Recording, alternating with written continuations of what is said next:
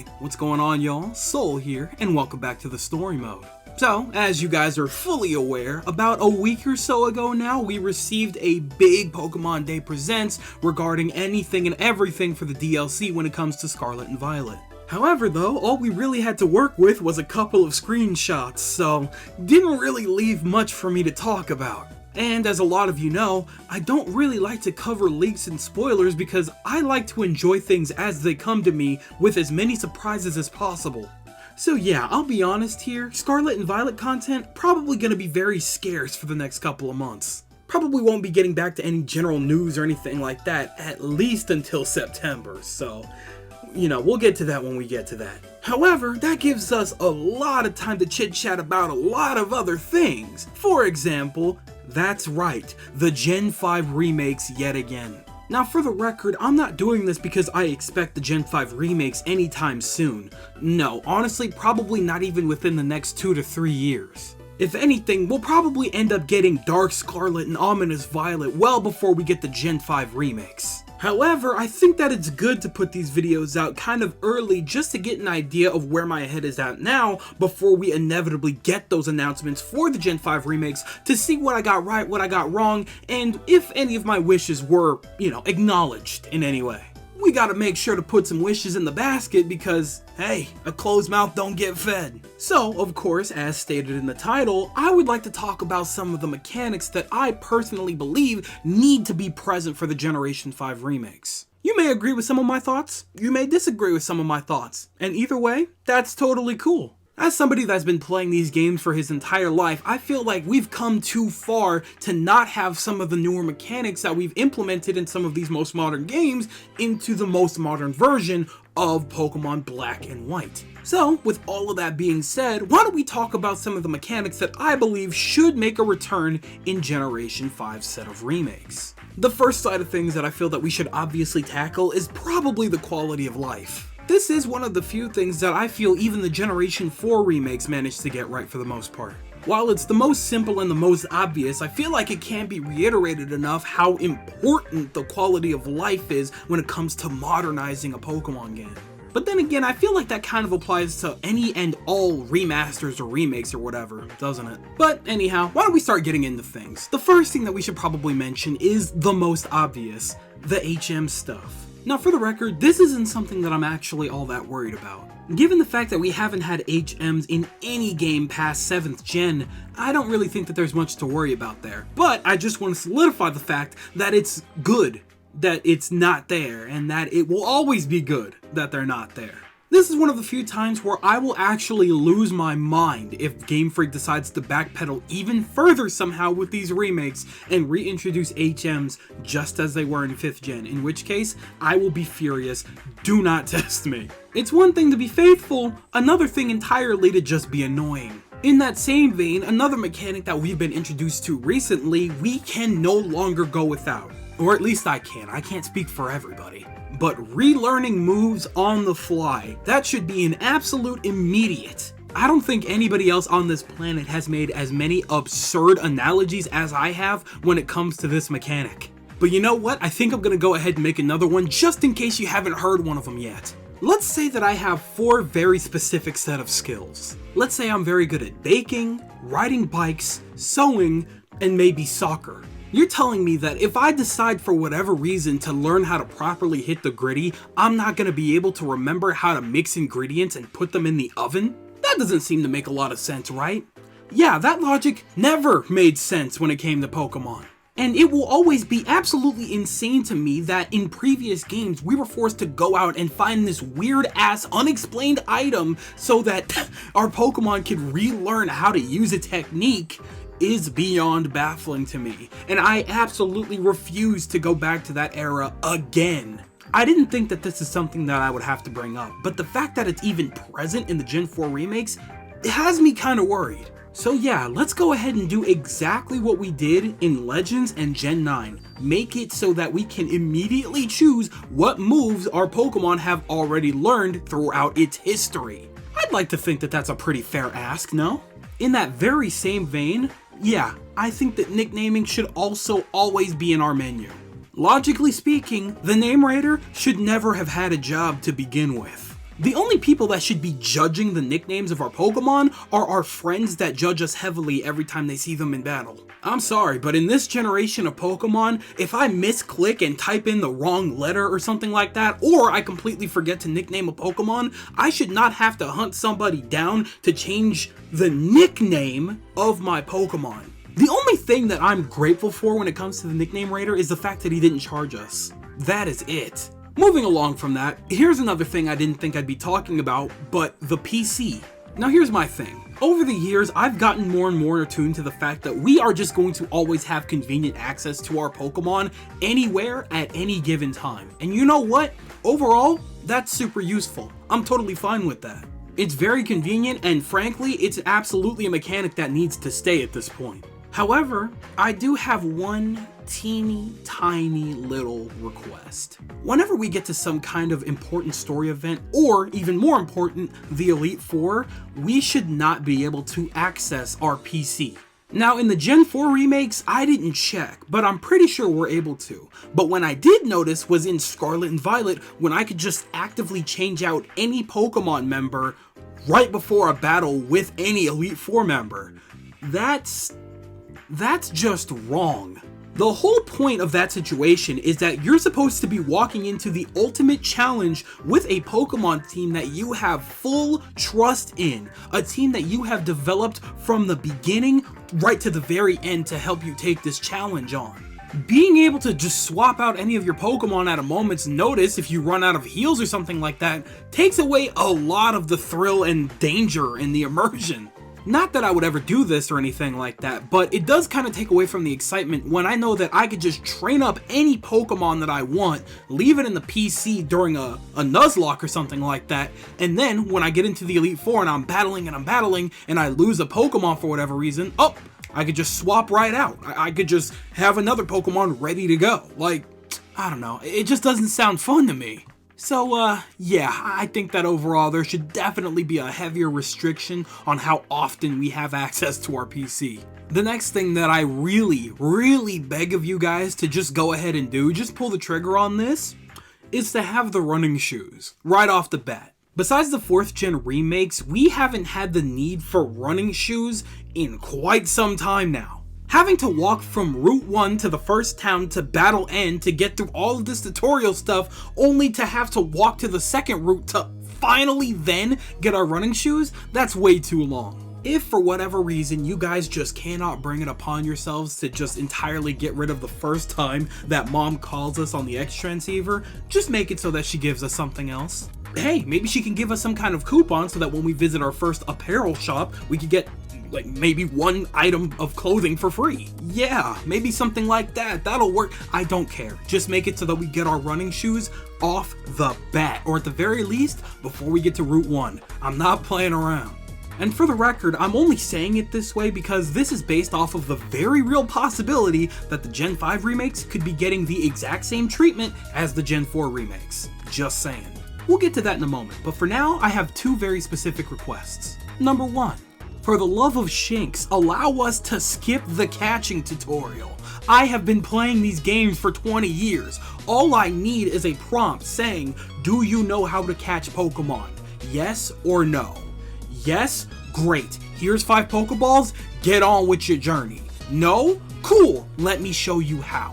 That is it. It is not going to cost you guys $1 trillion and another year of development to program Professor Juniper to allow us to skip the tutorial. Please, please. And then the second thing that I'm going to go ahead and ask for is actually on the off chance that we get a 3D environment. Please just bring the shiny jingle back. If we are in a 3D environment, something along the lines of Legends or Scarlet and Violet, and we have wild Pokemon that are out in the overworld, out into the far east in the corner where we can't see them and we don't have a shiny jingle, we won't know to look for them. I know 90% of us have missed hundreds of potential shinies because we didn't even know they were there. Yeah, I'm sorry, but Scarlet and Violet proved it's way too easy to miss shinies. Please just bring the shiny jingle back. If not for Gen 5 remakes, for the next set of games. Alright? I don't care how it has to happen. Bring that jingle back and keep it. I'm not playing games. Moving along here, the next thing that we should talk about for just a moment here, because we mentioned it earlier, is the overworld. Now here's my thing. I said it for the Gen 4 remakes and I'll say it again. I'm sure that plenty of us when we were kids playing on our DS with Pokemon Black and White or even Diamond and Pearl, when we envisioned the remakes, at that point, by now, we were expecting fully fleshed out 3D games. When we were thinking remakes, we were thinking they were gonna look something along the lines of Scarlet and Violet. You know, probably better functioning, but generally speaking, you get the idea. But unfortunately, we're living in a very dark reality where we could just get another set of Brilliant Diamond and Shining Pearl for Black and White, and they will not suffer any repercussions because it is Pokemon. Now the thing is, when it comes to me, the Chibi Style is fine. I would prefer it if they were to actually make it look good and really flesh out that style so it looks a lot better, generally speaking, but if we're talking true preference, yeah, I would like to see a 3D version, a big, large-scale game of Black and White. And when I say that, I mean that I would like to go to Castelia City, look up and see how tall the buildings are. I don't know if a lot of you guys feel the same way I do, but personally speaking, going from Generation 8 to the Gen 4 remakes was jarring. Despite its very heavy flaws, I personally felt that with Generation 8, we could finally truly see Pokemon evolving in a way that we would like. They could get better over time. Even though Generation 8 wasn't perfect, there was potential. And then we went back to the Pokemon style that we had all been playing since we were actually 10 years old. So after finishing the first set of true open world games in the entire series, to go back to that style would be truly heartbreaking. Whatever the case may be, if you go back to the Chibi Style that you did for the Gen 4 remakes, whatever, nobody can stop you. At least polish it, make it look good, put actual trees in the ground, don't make it look muddy whenever it rains, and we'll be okay. On the other hand, if you go fully 3D and make it open world-esque like we had for Scarlet and Violet, hey, do what you did with Scarlet and Violet, just polish that sucker up a little bit, and we've got a grand-ass game on our hands. So, if it wasn't clear, I don't want to speak too much more on the overworld only because I can't even fathom what it's gonna look like at this point in time. So, for now, we'll just leave that one be. We'll probably bring it up another day. Moving on from that, why don't we talk about some of the battling for a quick second? Now here's the thing, I don't know about you guys, but me personally, I'm totally fine if we don't have a gimmick for the Gen 5 remakes. One of the few things that I enjoyed about BDSP was going back to standard battles and not having to rely on some crazy gimmick to give me some insane edge in battle. It was nice to just battle. It was nice for the first time in a little while to not have to worry about the gym leader's final Pokemon doing something crazy that I would have to deal with. It all came down to basic strength, and you know what? I am absolutely okay with that. Now, I wouldn't mind a gimmick, but we all know that the only gimmick that could work canonically, you're not gonna bring back for whatever reason. So, if that's the case, then that's simply the case. Now, there has been one thing that I would really like to see going forward with future Pokemon games, and that's the status effects specifically from Pokemon Legends. Specifically, the drowsy and whatever the freeze effect was in that game. I prefer being drowsy or having a little bit of hypothermia as opposed to being completely asleep or completely frozen for possibly 5 turns. I totally understand if you disagree with me on that one. I'm not crazy in the competitive field, but generally speaking, yeah, I definitely prefer those status effects over the more detrimental ones. Now on to my final topic here. These are the last 2 most important changes for me personally to make these remakes worth it. Number 1. If you guys are going to implement character customization in these set of remakes, do not half-ass that. In the Gen 4 remakes, that customization was absolutely unacceptable. We got to change our skin color and then we had like 8 set outfits. Nuh-uh, that's not gonna fly. I want to be able to take the hat on and off. I want to be able to change my hairstyle. I want to be able to change my eye color. I want to be able to change my shirt, my shorts or pants, and my shoes. I also want to be able to change my socks and what accessories I'm wearing. Why does it feel like I'm asking for too much when I say this? Because I feel like I shouldn't feel like I'm asking for too much with this. This is another one of the mechanics on this list that is definitely heavily dependent on what the game actually looks like. So if we're getting the Chibi style, it's very hard for me to imagine anything other than the set outfits, and that actually makes me tear up a little bit. It's truly unfortunate, but that's the reality of it. But I won't give up yet. We can still hope for bigger, better, and brighter. It is a couple of years away. I hope. Shinks, I hope. And then the final thing that is absolutely mandatory to make this game worth it is another situation in which this can definitely get its own video, but we need a bigger Pokédex. There should be some kind of availability at the very least for a couple of Pokemon from Generation 6, 7, 8, and 9. I do not want to go through Generation 5 all over again with the exact same Pokemon available. I don't think it's that big of an ask to have Pokemon from neighboring regions migrate over to Unova, even if we didn't know about them before. What made some of those generational revisits worth it was the fact that we had access to Pokemon we would never normally see in that region.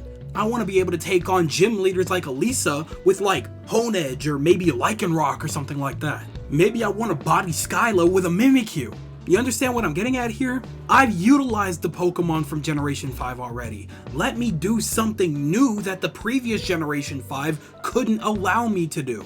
If you couldn't tell, that's my biggest wish right there, but I'm sure I've made that clear by now. So overall, what's the takeaway here? We've come a very, very long way, not only with the Pokemon series, but with gaming in general.